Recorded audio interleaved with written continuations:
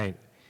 We're going to get started now. Thank you all for coming. This is the first general membership meeting of CSUEU, Chapter 306 for the new year. This is a great turnout. It's Friday, the day before a holiday. I didn't know how many people were going to come, but I guess you got word that we have enchiladas. So yeah, thank you so much for coming. And thank Fernando for his delicious food. So I want to let you guys know a little bit about the agenda. We're going to talk about just some general information regarding the union, this chapter specifically, but also and mostly we're going to be talking about statewide issues that are coming up. So we have some very special guests. I know that I talked to you guys late last year in basically just like a town hall meeting about the steps, things that how the process changed, and I directed all of you guys to the website. So what we're going to do now is look at a communication that came from CSUEU. Hopefully a lot of you guys got it, and make sure that you guys understand what we're doing as far as the union and the steps.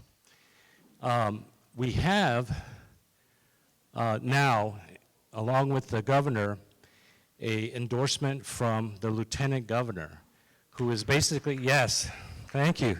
That means a lot. It actually means a lot because the governor, I mean, we were overwhelmed, and this is the first time that this has happened. We were overwhelmed when we got an actual letter from the governor of California to the chancellor asking him to bargain with us about our salaries and the steps, two separate things. And that's never happened that I know of. I don't think it's ever happened in the history of our union. But that's unprecedented and it's so important. Now we have the lieutenant governor backing him up, reaching out to the chancellor's office about our bargaining. So I think what's gonna happen is they're gonna push back hard on getting us the steps. We're familiar with the amount of budget that we have as a CSU.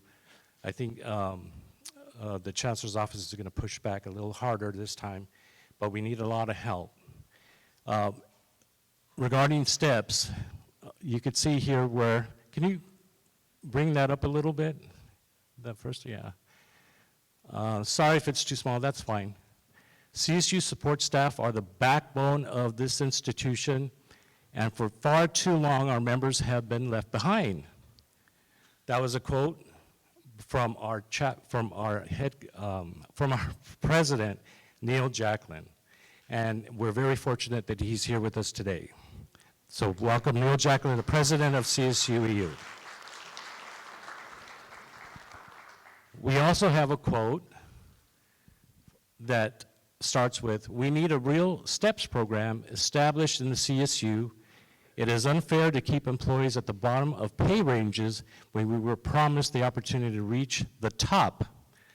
That was a quote from Rauch Sanchez, who is also here today. Please welcome Rauch Sanchez, our Vice President of Representation. These two good folks, and Pete Rauch is Vice President.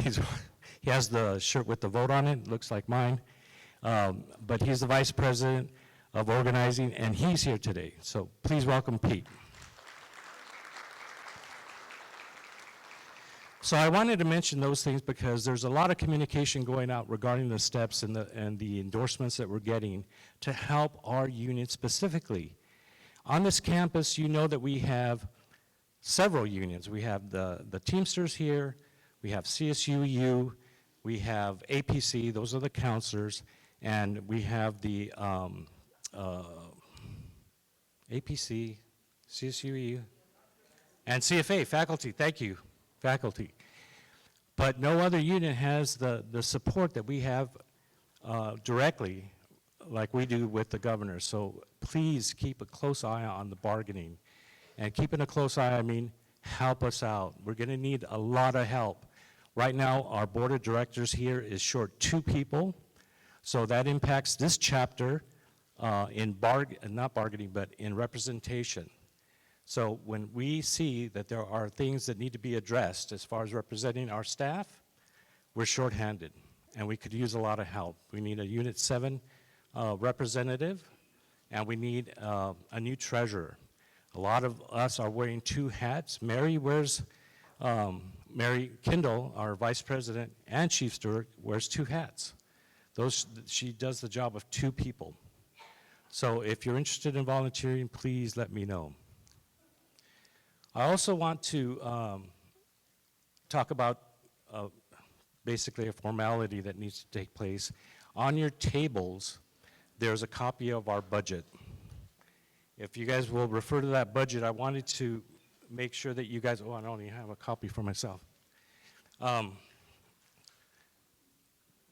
First of all, how many members do we have here that you know you are members of the union? How many members? Okay, good.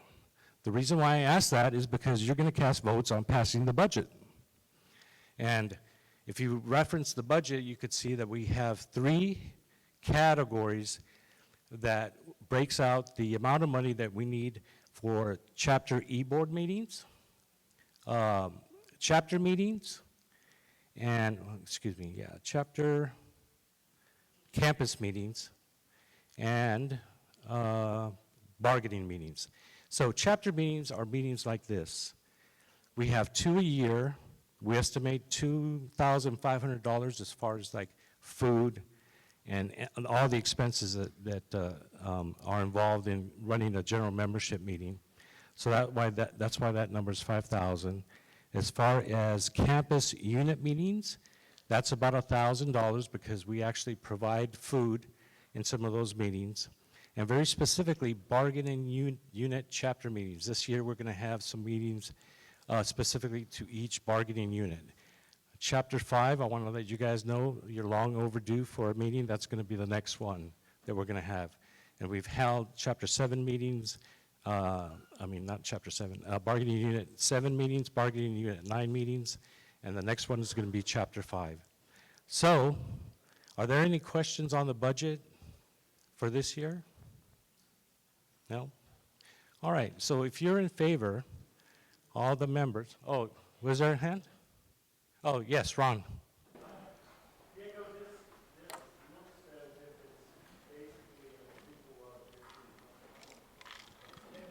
I can't hear you, Ron. This looks like it's just a budget showing this year's proposed expenditures, correct? Yeah. What's in our actual union coffers right now? Good question. I didn't bring that information for right now, but I could make it available to you. We're basically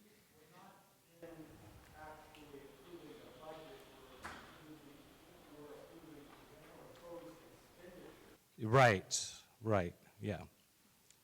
Thank you, Don.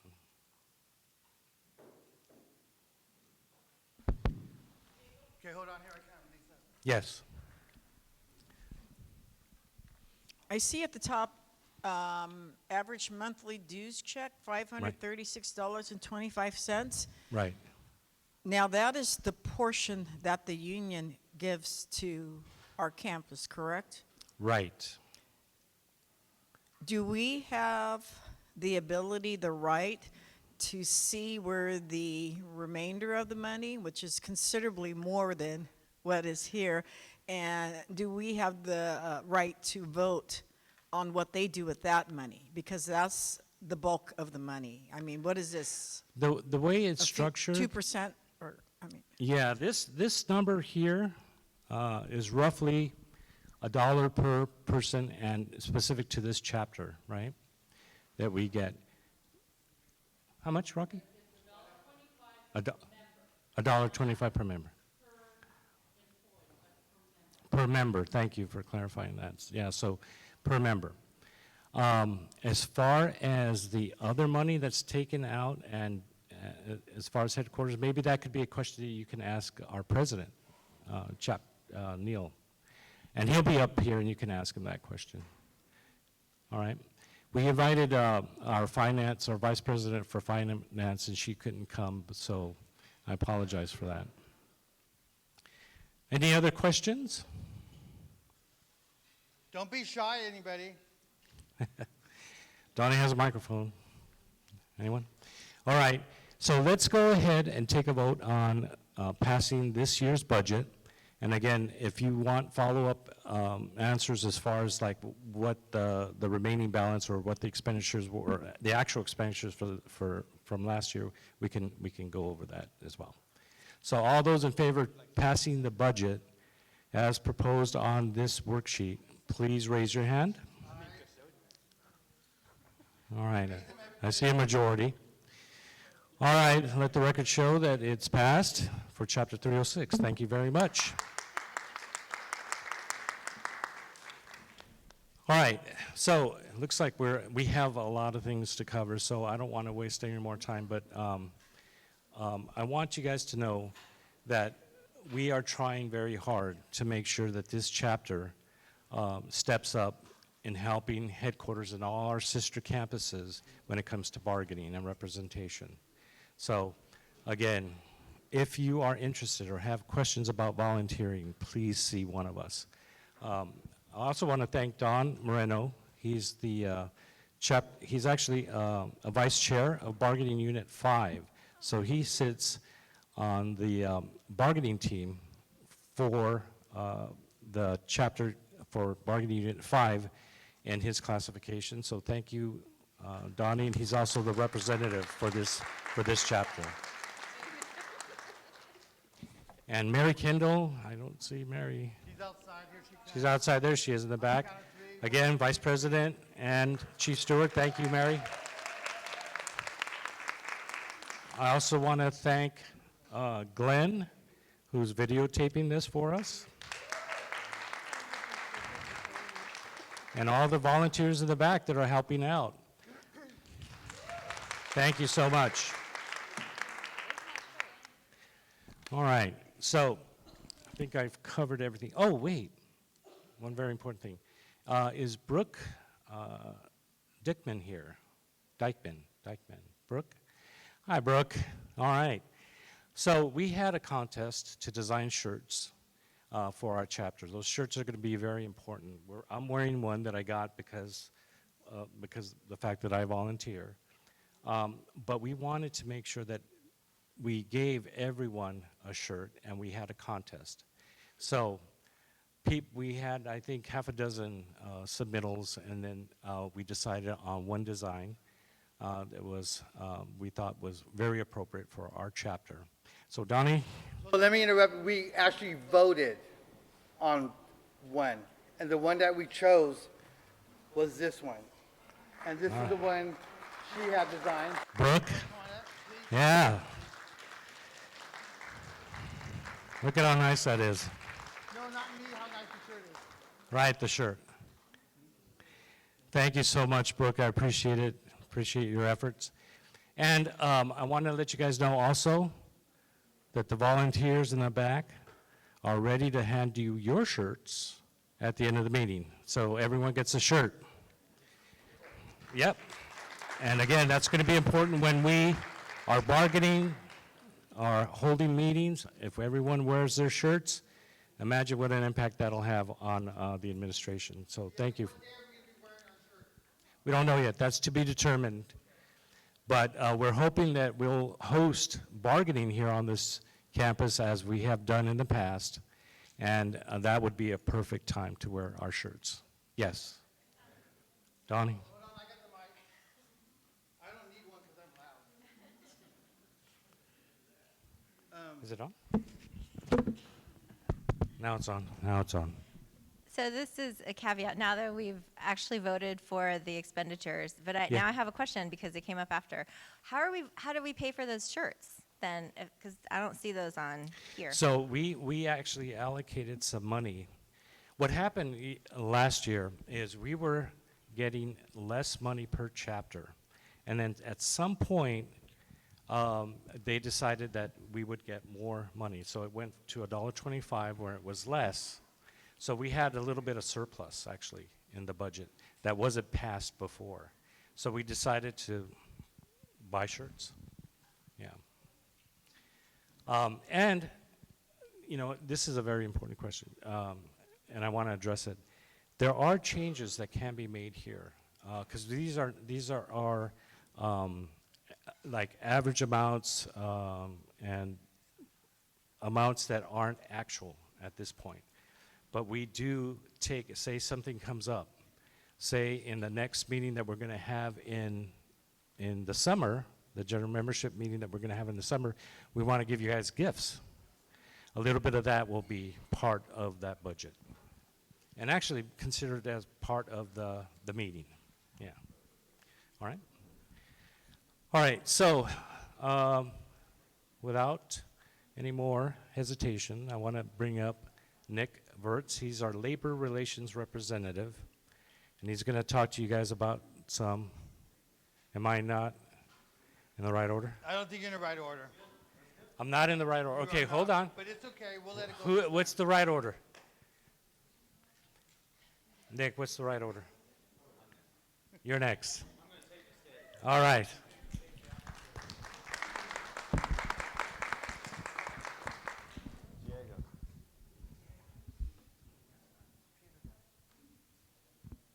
I'm using visuals. Does anybody remember this? Yes. Don't we look nice? We look beautiful.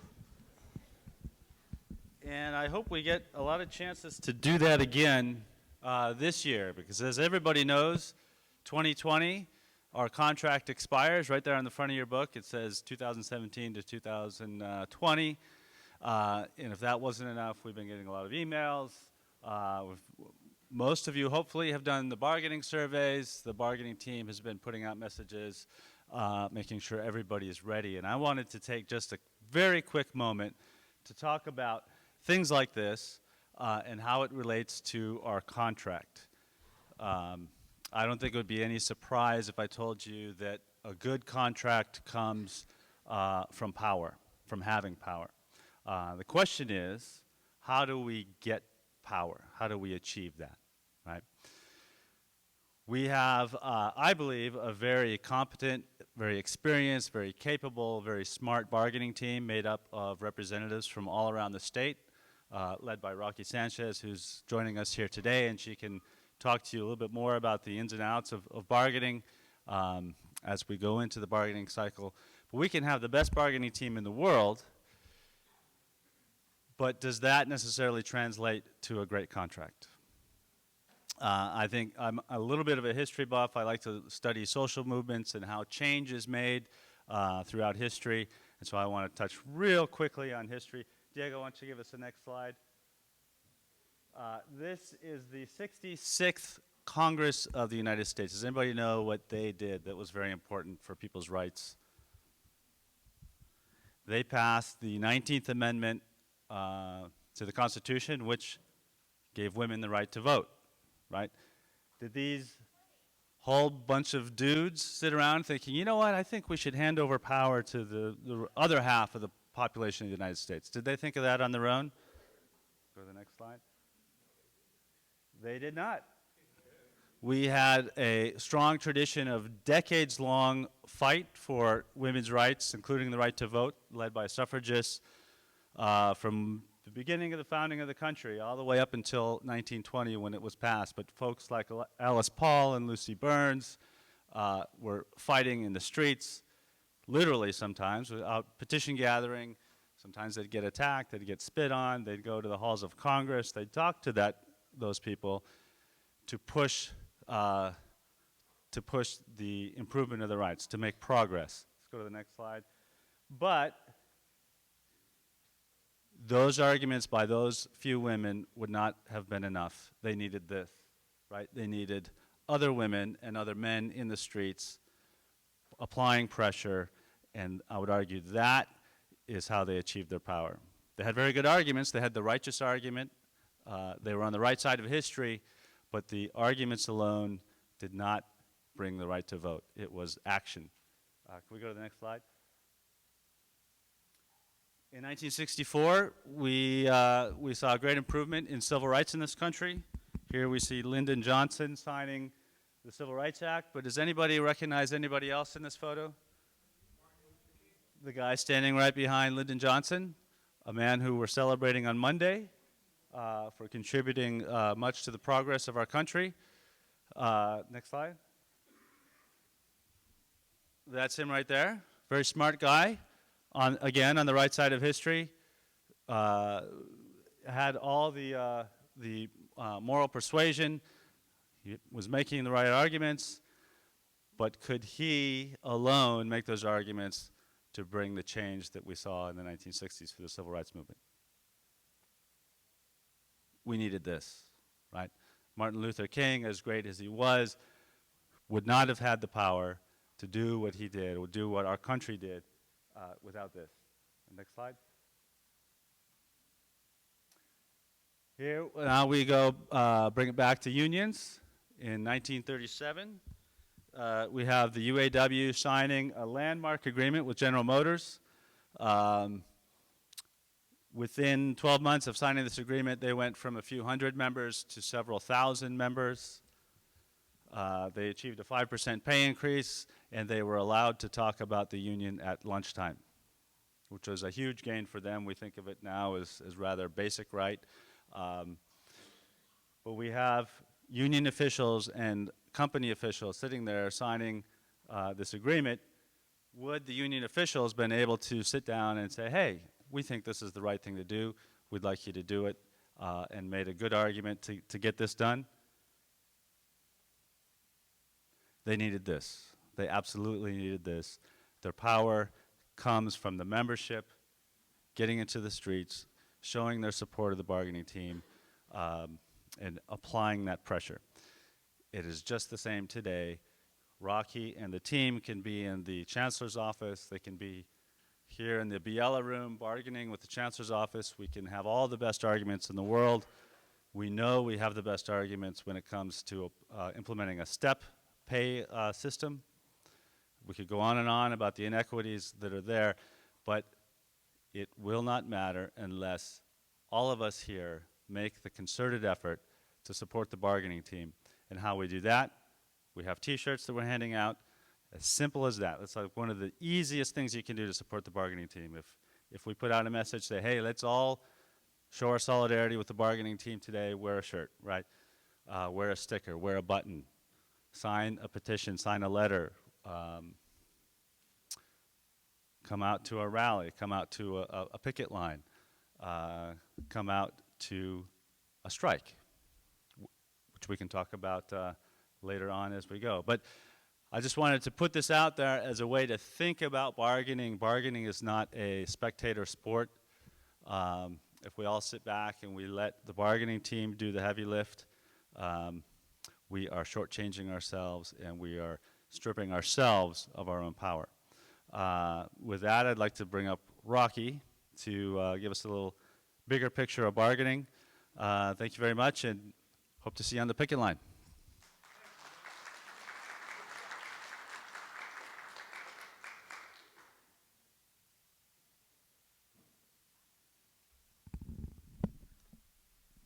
Hello, everyone. I'm Rocky Sanchez. I'm been at Cal Poly Pomona down south, working on my 28th year. I have seen the growth of the union through its members, and by the growth through its members has brought us a lot of power. You know, as Diego said and Nick, we are going into full contract bargaining. In 2 weeks, the Board of Trustees will sunshine or approve the sunshine proposals that the CSU has made on our contract, as well as ours. And it's going to be really interesting. I don't believe they put their sunshine proposals up on the web, but they do dedicate a little room in which their proposals or their sunshine proposals, that sunshine meaning that they look at an article in our contract, say Article 1 or Article 20, which is our salaries, and they say we're going to open this article. And what they plan on addressing is inversion. Not steps, but inversion. Whereas we opened up the articles that we feel we need to change. That doesn't mean that we can't open up other articles. In our Article 20, we're going to be addressing steps. And like Diego said, it's very heartening that we have both the governor and the lieutenant's governor support in regarding steps. However, the CSU doesn't want to deal with that. They've actually broached us prior to the contract opening to see if we would set aside steps or look at steps down the road. And of course, our answer was, no, we're not going to do that. But I also want to let you know, in November, when they had the BOT, the Board of Trustees meeting, and they requested money for the budget, they requested very little money for compensation. I feel as a way to end run the steps consideration. Although they were very good at giving campus presidents and Chancellor White a big chunk of change of a salary increase. Oh, and by the way, they also get merit increases, whereas we don't.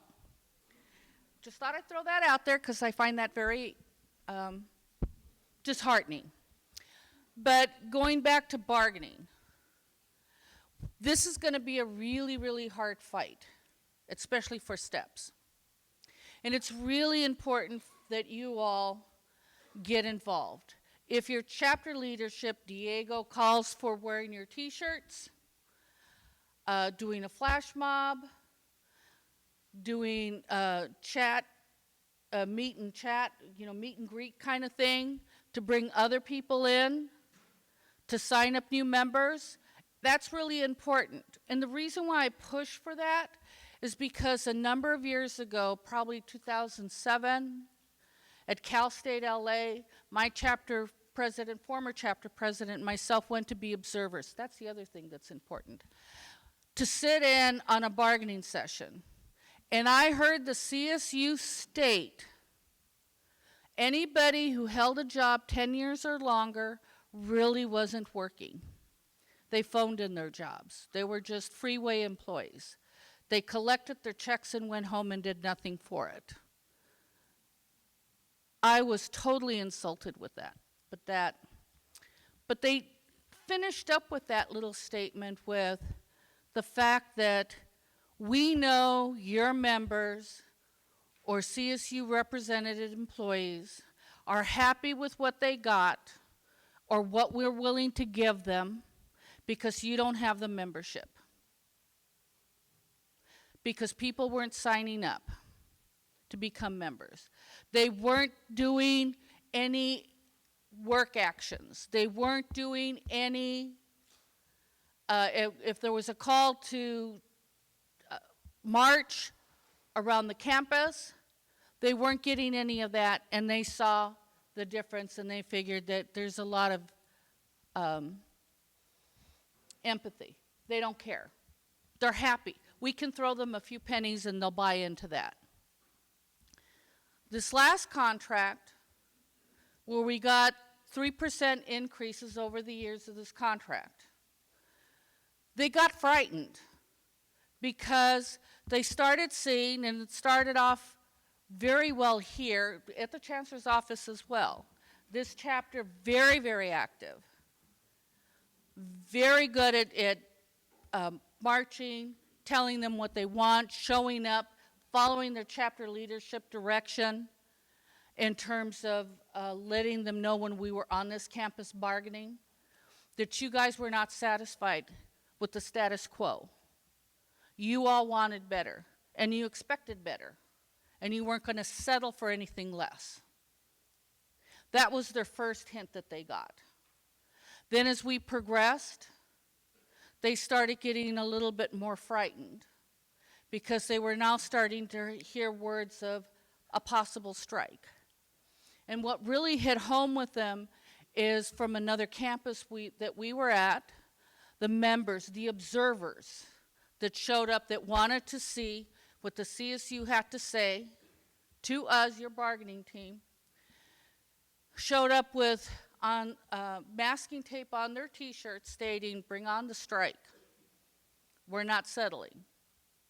And that's when they started really getting down to basics in terms of what they wanted. How do you become an observer?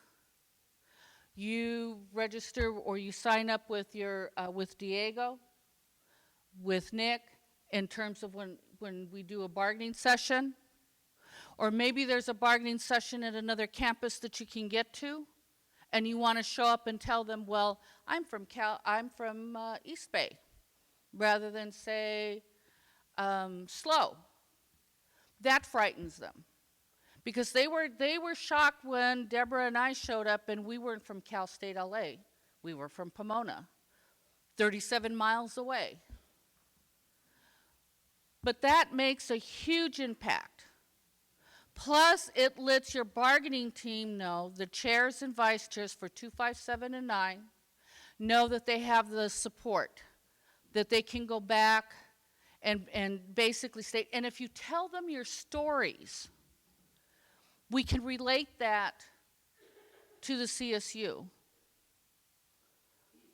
We can tell them that there's something going on at a particular campus in terms of a manager, or in terms of how they do their policies, that sort of thing. So it's really important, the involvement that all of you do in terms of when action is called for. And we don't have to be bargaining on your chapter campus. We could be down at the chancellor's office, but if Diego says, I want everybody to wear your shirts, we're all going to meet out in the quad or out in this area in front of the library or wherever. You do that. So that this way they know, when I say they, the CSU knows that your bargaining team has the support of all of its members across the state. Because remember, our contract is also their contract, so they're going to fight to keep it with management's rights more so than ours. And like Nick said, in terms of that the power for the unions is not from your bargaining team, not from your statewide officers. It comes from all of you across the state. You're the ones that they have to face. You're the ones that they have to answer to. Not to me, but they have to answer to you. We all know that you're not satisfied with the few pennies they're wanting to toss to us. We know that in terms of inversion, they want to fix that problem on your backs. It's a problem they created. How did they create it? They broadbanded our salaries so wide. Then they started hiring people at the bottom of the barrel, bottom of the salary ranges. Then they realized they couldn't keep people, so then they started bringing in new people at higher salaries than what you all were making. Then it became an issue. That created the inversion. And now they want to fix it, like they have tried in the past, by handpicking a few classifications and saying, we'll give them 10%, but the rest of you all, maybe 1%. We want to see if we get this, when we get the steps, everybody be brought up to where you should be. That's what we see. That's what your bargaining team sees. We won't be able to get it unless we have all of your support. Drag in your friends. You can even bring in your community to deal with this, because this campus makes a huge impact at this community and the surrounding communities, because it's a large employer.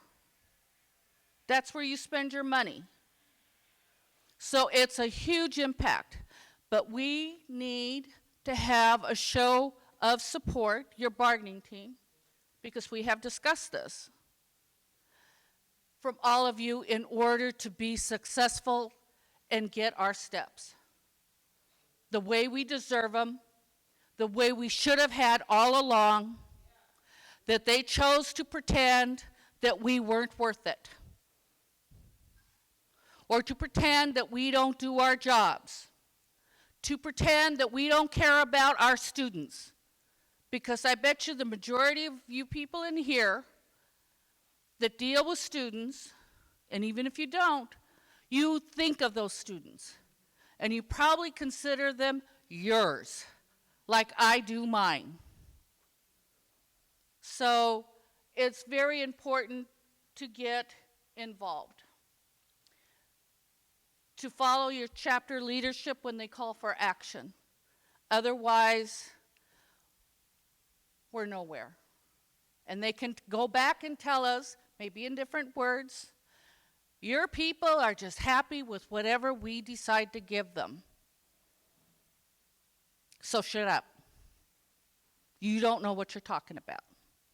So on that note, I'm going to turn it over to Neil. Thank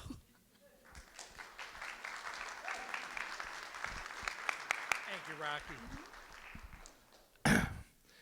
Good afternoon. My name's Neil Jacklin. I'm president for your union. My home campus is Stanislaus. I worked there for 28 years as an instructional support technician. So what we've heard here is what really we need to recognize. Your union is only as strong as its membership. I look at it as the union's strength comes from the chapters, the chapter strength comes from the leadership and the members. And it works the opposite too. To make the members stronger, they have to have good leadership, and the chapter gets stronger, and that makes the union stronger. So when we look at our situation, I just want to say I'm excited. This is our year, guys. 2020. This is the year we get our steps back, right? Now, I know a lot of you have not had steps. I came in 1993. I got it for 2 years before they discontinued it. And they did it unilaterally against us. This was imposed upon us. We did not agree to this. So, just a few people. How many people have been here 25 years? This gentleman, this one. Did you get steps? You got two. Did you get steps? One. You didn't get any steps. You got two? Good for you, Don. Three. All right. So everybody remembers why we got those, right? We got 5% as a result of a satisfactory evaluation, correct? It shows that you did your job, you showed up at work, and you contributed to the university. You helped the students. So that is why you got that. And in most companies, if you're a good employee, you show up every day and you contribute to the success of the company, they give you a 5% minimum. When I was in electronics, you got a minimum of 10% if you were a good employee. So we're not asking for that much. We're asking for what we earn. We all earn it. And everybody in this room wouldn't be here if it wasn't you did something to make this university successful, and you made sure that these students made it through this system. So you all should give yourselves a hand. Everybody deserves a raise.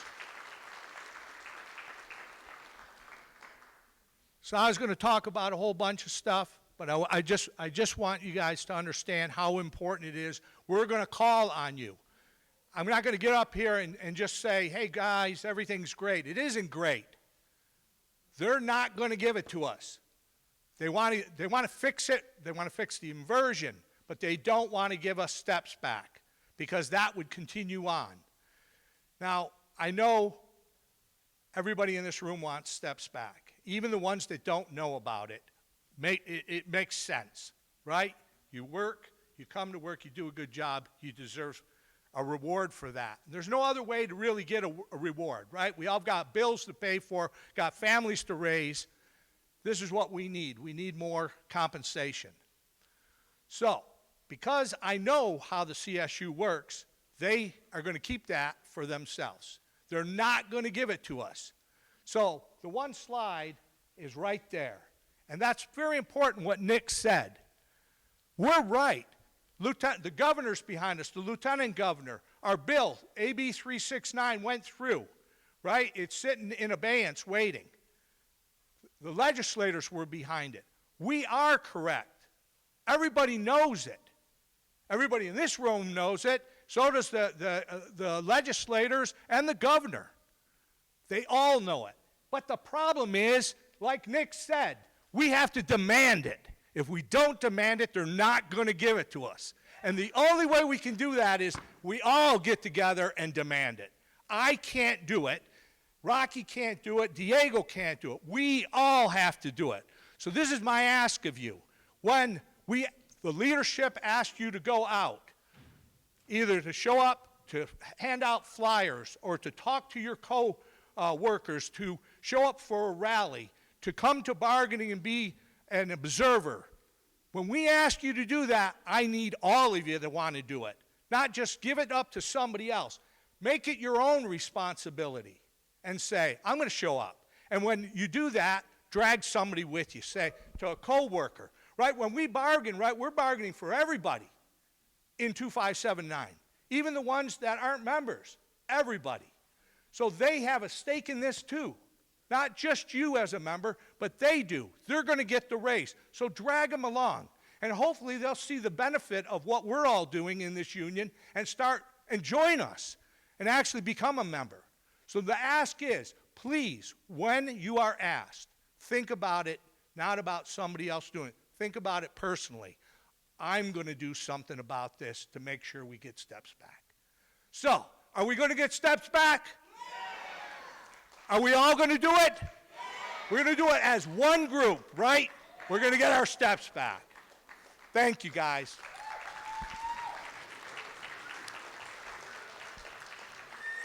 Now, I know a couple of you had questions. I did want to answer your question. One of the things is, statewide, all your dues go into a big pot. We have to pay a certain per cap to our parent, which is SEIU. The rest of the money is used for operational expenses, and there is, just like you're passing a budget, statewide has to pass a budget, and all the presidents for all the campuses are on the board of directors, and they pass that budget. So they're the ones that determine all how that money's spent. They see all the line items on how the money goes to travel. It's going to go to this campaign. It's going to go to salaries, paying for our labor reps, right? This is where your money goes.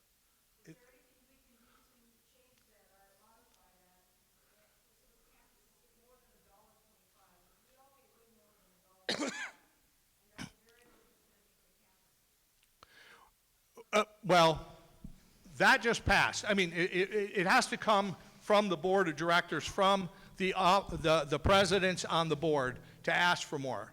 When we were at $1, we've been at $1 for years. We went through Fredericks, and then we went through Janus. When Janus hit, we had no idea whether it was going to be really damage the union, how bad. It turned out it wasn't.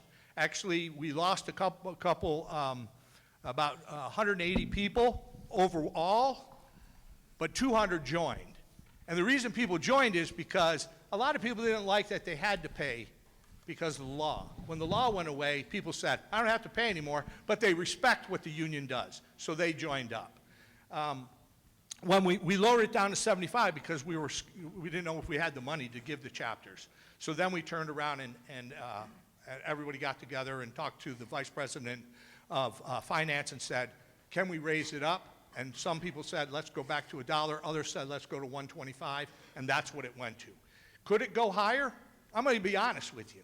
You know how things go higher? You know how we get to spend more money? We get more members. Right now, you're at 73.5% at this chapter, which is excellent. But could we do better? Can we get to 80? That's the key. You got the vice president of organizing right here. He needs your help too. We all have to do this if we can convince people. So this is an opportunity for us to get our steps, but also build our organization, build our union stronger, get our membership up. If we're at 90%, and Rocky touched on it very briefly, they look at us and they go, oh, you're only got this much. We're not even sure you guys are going to be able to get anybody to come out. But when you're at 80 and 90%, they notice it. Because all the information we have, so does the chancellor's office. So when they see that we've increased our numbers, they start getting scared because they understand that means more support and we can demand more. And it really comes down to us demanding what we want. So we can change that, but we have to get more money. And that means more members. I'm gonna, if there's any other, you have a question? I got the mic over here. Oh, sorry. As of today, I haven't received a signed copy of last year's appraisal, yearly appraisal. And to me, it sounds like a way, you know, they've got it on file, but I haven't had a chance to rebuttal on what was given to me on my performance review. Evaluation. Yeah, evaluation, I'm sorry, I couldn't think of the word. I signed it, and I haven't gotten a copy of it, and I haven't been able to have a chance to rebut it. And I brought it up to my director, and he's like, oh, I'm busy, blah, blah, blah. Okay. Sounds like a tactic to, you know. Yeah. You should have received a copy of your final performance evaluation. If you don't, you can request it. If you don't have it, and they have not provided you with a copy, which they should have, you can go to HR and ask them for a copy. If you still don't get it, then it becomes, because the process, let me rephrase that. A performance evaluation can't be grieved, but the process can. Because they did not provide you with the final copy, you can get in contact with a steward and ask them to represent you. And all you're asking for is a copy of your performance evaluation.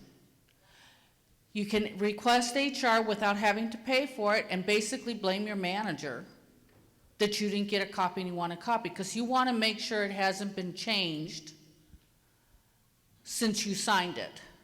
And if there's something that you want to rebut on it, there isn't a timeline for that. You can have that attached to your performance evaluation at any given time. And I strongly urge those of you that have items that you want to rebut to do a rebuttal and make sure that that rebuttal is attached to that performance evaluation. Because I've discovered over the years, and this happens at various campuses, somebody doesn't rebut a performance evaluation, say from 15 years ago, they get into a little bit of trouble, and HR and their manager decides this is a problem employee. And so therefore they really want to make life difficult. But if there's a rebuttal, then they don't bring it up. No rebuttal, they say, oh, well, the employee agreed with the performance evaluation, they're a problem employee, even though it might be one little tiny incident. So always rebut a performance evaluation after having met with your evaluator to see if you can't get that removed. If they maintain it, rebut it, make sure that HR has attached it to that performance eval. As you can see, Rocky's very passionate about that part. She wants you to do the right thing. You just take your time and get the evaluation, and then you can rebut it. And there's a process in the contract to talk to your whoever wrote it, and then if necessary, you can go up even higher to his boss.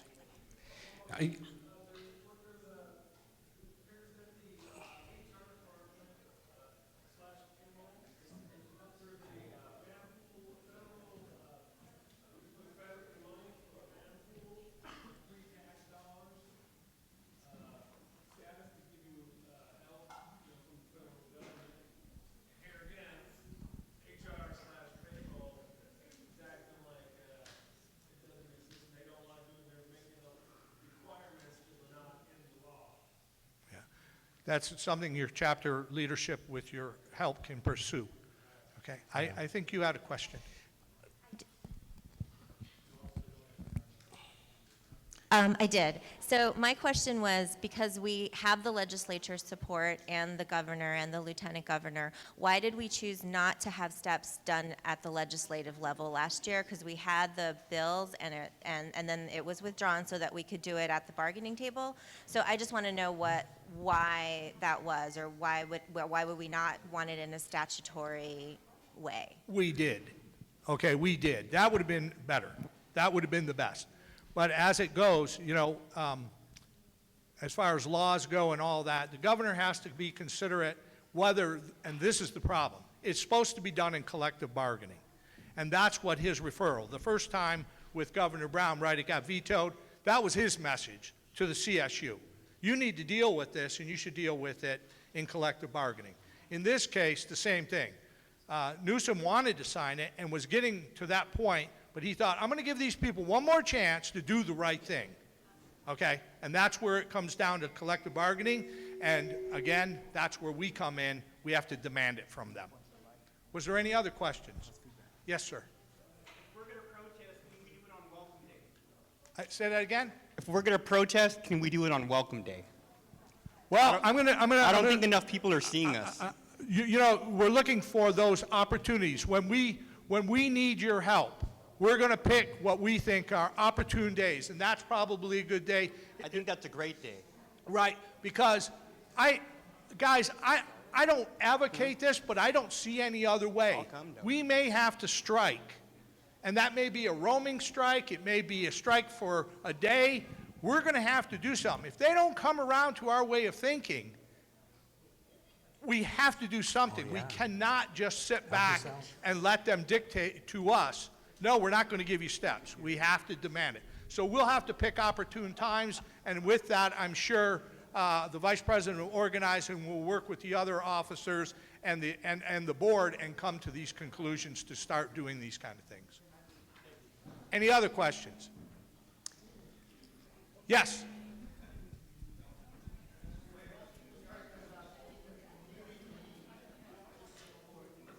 Because this is a major employer.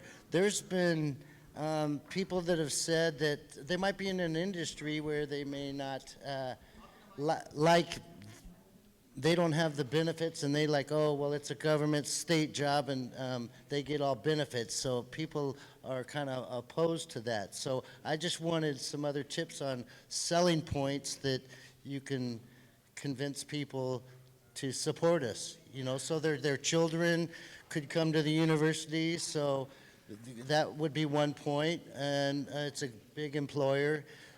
Help me with the strategy to, you know, back it up and convince them some more. I'll just touch on something, and maybe Pete wants to respond to that a little bit. When we asked you to write letters to the legislators, right, we said your family could write it, right? Because you may be the breadwinner at your household. You need a raise to help your family. So your family can write to the governor, right? Your parents, your wife, if you have a wife, anybody can write. When we ask, that's important. We've also brought out, when we have done things, we have brought family members to events, because that shows that it isn't just an employee, it's the family, right? Because the employee is the breadwinner. So we have to show them we need to have these steps back in place so that the group can grow, the family can grow, we can pay our bills, and the employee can stay here. Because a lot of employees we lose because they can't afford to stay in the job they're at under the salaries they're getting right at the moment. So we're losing good people. So we can just promote that. Pete, you want to, any other thoughts about how we can help with the community? With community, the one thing, God, that sounds just super loud, I'm sorry. The thing that I would say the most is when you talk to people in the community, and whoever it is, whether it's your family, whether it's your friends, whether it's your neighbors, whatever, I tend to, and I do this a lot, I argue with my family, they're mostly right-winged, that's awesome, sorry. I spend a lot of time on, when you look at every other state agency in the state of California, they get steps. They get steps, and we don't. And I kind of just start and stop right there. The CSU provides an excellent value to the state of California. For every dollar that goes into the CSU, they put 4 back into the state, so 4 back into the community. So there is value in education. There is value in this institution. And we do a great job. You know, this is another thing I actually kind of harp on, I guess, a little bit with my own family is shut up about the state worker. I don't want to hear it. If you look back to the year 2000, there were 16,000 staff members in CSUEU. In 2020, it's the same thing. How many campuses have we added? How many programs have we added? How many FTE have we added? How many majors? How many minors? How many graduate degrees? I can't count it all. I can't count it all. And it's still the same number that supports all of that. So shut up. I mean, like it makes me mad. I think of some of my family members that attack me on this, and it's just like, you know, state worker is lazy. I don't want to hear it. But it is, we're doing all that, and we're not moving through our pay ranges. We have this promise of moving through the pay ranges, and we are absolutely not. That's what we need support with. That's the kind of thing that I would expect that, and I'll tell you this, like I'll move away from my family, but I'll move to, I actually spend a lot of time, I'm from Temecula, I live in Temecula, it's in Southern California, I work out at Cal State San Marcos. Jeff Stone is my senator. He's a Republican, and I've spent a lot of time in his office talking to him, and he's very supportive of us. I've really appreciated his help moving our bill. When it came time to put it on the floor last time, I just called his office, and he's like, we got you. So it is, I think that both sides of the aisle understand this, if this is something that you can explain, where you can explain, we haven't grown, but management has. We're not seeing, you know, when you see that $4 billion that's sitting out there, we're not getting any of that. You know what I mean? So there are a lot of things going on at the CSU that don't help us. You know, they help management, but they don't help us. So those are the kinds of things that I usually use to try to gain support in the community. And I would say, you know, it's hard to be a prophet in your own hometown. So apart from my family, it usually works pretty well, if that is helpful. Sorry. And some of the other things, thank you, Pete. Some of the other things are talking points, and that's really important. So we'll continue to give more information to the chapters so that they can go out and do this kind of recruiting amongst the community and talk about the benefit of supporting us as a union and you as a working employee. Okay? Anybody else? Any other questions? Look, this is our year, guys. This is it. 2020. We have to do it. All right? So let's do it. We got 6 months to get our contract and get our steps. Thank you all for coming. Thank you, everyone. Oops, that is loud. Just a reminder, check your emails because we have brown bag lunch workshops. The next one is going to be on evaluations. And the reason why we're doing that one is because evaluations are going to come up. So we talked about evaluations. Keep an eye out on emails. We'll send you the information. It's next month. Thank you.